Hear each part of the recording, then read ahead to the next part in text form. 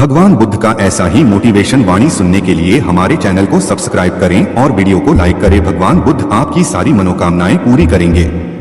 मुकेश दफ्तर में नए हैं। पहले वह दूसरे संस्थान में काम करते थे। अपना काम तल्लीनता से करते हैं, लेकिन चेहरा बताता है कि मुकेश अपने काम से खुश नहीं हैं। एक दिन इस बारे में पूछने पर उन्होंने कहा, जब काम में मन नहीं लगे तो चेहरा उदास हो ही जाता है। काम में मन क्यों नहीं लग रहा है? यह पूछने पर उन्होंने कहा, अरे यह भी कोई काम है। इसके बाद उन्होंने ढेर सारे तथ्यों के साथ अपने काम को महत्वहीन बताने की कोशिश की। उन्होंने यह भी कहा कि इस समय जो काम मेरे जिम्मे है उसके आधार पर दूसरे संस्थान में नौकरी भी नहीं मिलेगी। इस बात को मुकेश के रिपोर्टिंग मैनेजर मिस्टर कुमार को बताया गया। वह सुलझे हुए इंसान हैं। उन्होंने तरीके से मुकेश को समझाया कि उनका काम कैसे महत्वपूर्ण है। मिस्टर कुमार ने उनसे पूछा, मुकेश पहले अपने काम के बारे में बताइए। मुकेश ने कहा, मेरा काम यह देखना है कि हमारी कंपनी के प्रोडक्ट में कहां-कहां गड़बड़ी है, उसे कैसे दूर किया जा सकता था, आगे ऐसा क्या किया जाए जिससे पुरानी खामियां फिर से सामने नहीं आए। मुकेश की बात खत्म होते ही मिस्टर कुमार ने कहा, यह जानकर अच्छा लगा कि आपको अपने काम की अच्छी समझ है। जैसा आपने कहा है उसके अनुसार आपका काम प्रोडक्ट को कैसे बेहतर बनाया जाए और उसके निर्माण के दौरान की खामियों को दूर करने से जुड़ा है। मुकेश ने हाँ में सर हिलाया। इसके बाद मिस्टर कुमार ने पूछा, जब प्रोडक्ट को लेकर इतनी बड़ी जिम्मेदारी कंपनी ने आपको दी है तब आप अपने काम को महत्वहीन क्यों समझते हैं? एक आम धारणा है कि जो लोग प्रोडक्ट के निर्माण से सीधे जुड़े हैं वही मेनस्ट्रीम में काम करते हैं, लेकिन हर काम मेनस्ट्रीम का होता है। अगर ऐसा नहीं होता तो कंपनी आपके ऊपर खर्च नहीं करती। कंपनी को पता है कि आपके काम का परिणाम प्रोडक्ट पर दिखेगा। इसलिए इस बात को मन से निकालिए कि आप जो काम कर रहे हैं उसकी पूछ नहीं है। ध्यान से देखेंगे तो लगेगा कि आपका काम ही सबसे महत्वपूर्ण है। जिस समय प्रोफेसर मंच पर आए उन्होंने नोट किया कि सभी पति पत्नी शादी पर जोक कर हंस रहे थे। ये देखकर प्रोफेसर ने कहा कि चलो पहले एक गेम खेलते हैं, उसके बाद अपने विषय पर बातें करेंगे। सभी खुश हो गए और कहा, कौन सा गेम? प्रोफेसर ने एक मैरिड लड़की को खड़ा किया और कहा कि तुम ब्लैक बोर्ड पे ऐसे 25 से 30 लोगों के नाम लिखो जो तुम्हें सबसे अधिक प्यारे हों। लड़की ने पहले तो अपने परिवार के लोगों के नाम लिखे, फिर अपने सगे संबंधी, दोस्तों, पड़ोसी और सहकर्मियों के नाम लिख दिए। अब प्रोफेसर ने उसमें से कोई भी कम पसंद वाले 5 नाम मिटाने को कहा। लड़की ने अपने सहकर्मियों के नाम मिटा दिए। प्रोफेसर ने और 5 नाम मिटाने को कहा। लड़की ने थोड़ा सोचकर अपने पड़ोसियों के नाम मिटा दिए। अब प्रोफेसर ने और 10 नाम मिटाने को कहा। लड़की ने अपने सगे संबंधी और दोस्तों के नाम मिटा दिए। अब बोर्ड पर सिर्फ 4 नाम बचे थे जो उसके मम्मी, पापा, पति और बच्चे का नाम था। अब प्रोफेसर ने कहा, इसमें से और 2 नाम मिटा दो। लड़की असमंजस में पड़ गई। बहुत सोचने के बाद बहुत दुखी होते हुए उसने अपने मम्मी पापा का नाम मिटा दिया। सभी लोग स्तब्ध और शांत थे क्योंकि वो जानते थे कि ये गेम सिर्फ वो लड़की ही नहीं खेल रही थी, उनके दिमाग में भी यही सब चल रहा था। अब सिर्फ 2 ही नाम बचे थे, पति और बेटे का। प्रोफेसर ने कहा, और एक नाम मिटा दो। लड़की अब सहमी सी रह गई। बहुत सोचने के बाद रोते हुए अपने बेटे का नाम काट दिया। प्रोफेसर ने उस लड़की से कहा, तुम अपनी जगह पर जाकर बैठ जाओ और सभी की तरफ गौर से देखा और पूछा, क्या कोई बता सकता है कि ऐसा क्यों हुआ कि सिर्फ पति का ही नाम बोर्ड पर रह गया? कोई जवाब नहीं दे पाया। सभी मुंह लटका कर बैठे थे। प्रोफेसर ने फिर उस लड़की को खड़ा किया और कहा, ऐसा क्यों? जिसने तुम्हें जन्म दिया और पाल पोस कर इतना बड़ा किया, उनका नाम तुमने मिटा दिया, और तुमने अपनी कोख से जिस बच्चे को जन्म दिया उसका भी नाम तुमने मिटा दिया। लड़की ने जवाब दिया कि अब मम्मी पापा बूढ़े हो चुके हैं, कुछ साल के बाद वो मुझे और इस दुनिया को छोड़ के चले जाएंगे। मेरा बेटा जब बड़ा हो जाएगा तो जरूरी नहीं कि वो शादी के बाद मेरे साथ ही रहे, लेकिन मेरे पति जब तक मेरी जान में जान है तब तक मेरा आधा शरीर बनके मेरा साथ निभाएंगे। इसलिए मेरे लिए सबसे अजीज मेरे पति हैं। प्रोफेसर और बाकी स्टूडेंट ने तालियों की गूंज से लड़की को सलामी दी।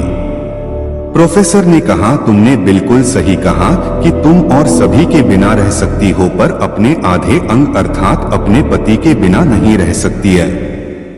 ऊंचे आकाश में सफेद कबूतरों की एक टोली उड़कर जा रही थी। बहुत दूर जाना था उन्हें, लंबा रास्ता था। सुबह से उड़ते उड़ते थकान होने लगी थी। सूरज तेजी से चमक रहा था। कबूतरों को भूख लगने लगी थी। तभी उन्होंने देखा कि नीचे जमीन पर चावल के बहुत से दाने पड़े थे। कबूतरों ने एक दूसरे से कहा, चलो भाई थोड़ी देर रुककर कुछ खा लिया जाए, फिर आगे जाएंगे। एक बुजुर्ग कबूतर ने चारों ओर देखा। वहां दूर दूर तक कोई घर या मनुष्य दिखाई नहीं दे रहा था। फिर चावल के ये दाने यहां कहां से आए? बुजुर्ग कबूतर ने बाकी कबूतरों को समझाया, मुझे लगता है कि यहां कुछ गड़बड़ है, तुम लोग नीचे मत उतरो। लेकिन किसी ने भी उसकी बात नहीं सुनी। सभी कबूतर तेजी से उतरे, दाना चुगने लगे। इतने बढ़िया दाने बहुत दिनों के बाद खाने को मिले थे। वे बहुत खुश थे। जब सभी ने भरपेट खा लिया तो बोले, चलो भाई अब आगे चला जाए। लेकिन यह क्या? जब उन्होंने उड़ने की कोशिश की तो उड़ ही नहीं पाए। दोनों के साथ साथ वहां एक चिड़ीमार का जाल भी था जिसमें उनके पांव फंस गए थे। उन्हें अपनी गलती पर पछतावा हुआ। बूढ़ा कबूतर पेड़ पर बैठकर सब देख रहा था। उसने जब अपने साथियों को मुसीबत में देखा तो फौरन उड़ा और चारों ओर देखा। दूर उसे चिड़ीमार आता दिखाई दिया। वह फौरन लौटा और अपने साथियों को बताया। सब वहां से निकलने का उपाय सोचने लगे। तब बूढ़े कबूतर ने कहा, दोस्तों एकता में बड़ी शक्ति होती है। सब एक साथ उड़ोगे तो जाल तुम्हें रोक नहीं पाएगा। उसने गिना 1 2 3, उड़ो। सारे कबूतरों ने एक साथ जोर लगाया और जाल उनके साथ उठने लगा। जब तक चिड़ीमार वहां पहुंचा तब तक जाल काफी ऊपर उठ चुका था। वह देखता ही रह गया और कबूतर जाल लेकर उड़ गए। बूढ़ा कबूतर सबसे आगे उड़ रहा था। काफी देर उड़ने के बाद वे नीचे उतरे। वहां कबूतरों के दोस्त चूहे रहते थे। चूहों ने अपने तेज दांतों से जाल काट दिया। ऊंचे आकाश में सफेद कबूतरों की एक टोली उड़कर जा रही थी। बहुत दूर जाना था उन्हें, लंबा रास्ता था। सुबह से उड़ते उड़ते थकान होने लगी थी। सूरज तेजी से चमक रहा था। कबूतरों को भूख लगने लगी थी। तभी उन्होंने देखा कि नीचे जमीन पर चावल के बहुत से दाने पड़े थे। कबूतरों ने एक दूसरे से कहा, चलो भाई थोड़ी देर रुककर कुछ खा लिया जाए, फिर आगे जाएंगे। एक बुजुर्ग कबूतर ने चारों ओर देखा। वहां दूर दूर तक कोई घर या मनुष्य दिखाई नहीं दे रहा था। फिर चावल के ये दाने यहां कहां से आए? बुजुर्ग कबूतर ने बाकी कबूतरों को समझाया, मुझे लगता है कि यहां कुछ गड़बड़ है, तुम लोग नीचे मत उतरो।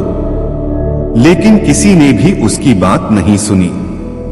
सभी कबूतर तेजी से उतरे, दाना चुगने लगे। इतने बढ़िया दाने बहुत दिनों के बाद खाने को मिले थे। वे बहुत खुश थे। जब सभी ने भरपेट खा लिया तो बोले चलो भाई अब आगे चला जाए। लेकिन यह क्या? जब उन्होंने उड़ने की कोशिश की तो उड़ ही नहीं पाए। दोनों के साथ साथ वहां एक चिड़ीमार का जाल भी था जिसमें उनके पांव फंस गए थे। उन्हें अपनी गलती पर पछतावा हुआ। बूढ़ा कबूतर पेड़ पर बैठकर सब देख रहा था। उसने जब अपने साथियों को मुसीबत में देखा तो फौरन उड़ा और चारों ओर देखा। दूर उसे चिड़ीमार आता दिखाई दिया। वह फौरन लौटा और अपने साथियों को बताया। सब वहां से निकलने का उपाय सोचने लगे। तब बूढ़े कबूतर ने कहा, दोस्तों, एकता में बड़ी शक्ति होती है। सब एक साथ उड़ोगे तो जाल तुम्हें रोक नहीं पाएगा। उसने गिना 1 2 3, उड़ो। सारे कबूतरों ने एक साथ जोर लगाया और जाल उनके साथ उठने लगा। जब तक चिड़ीमार वहां पहुंचा तब तक जाल काफी ऊपर उठ चुका था। वह देखता ही रह गया और कबूतर जाल लेकर उड़ गए। बूढ़ा कबूतर सबसे आगे उड़ रहा था। काफी देर उड़ने के बाद वे नीचे उतरे। वहां कबूतरों के दोस्त चूहे रहते थे। चूहों ने अपने तेज दांतों से जाल काट दिया। ऊंचे आकाश में सफेद कबूतरों की एक टोली उड़कर जा रही थी। बहुत दूर जाना था उन्हें। लंबा रास्ता था। सुबह से उड़ते उड़ते थकान होने लगी थी।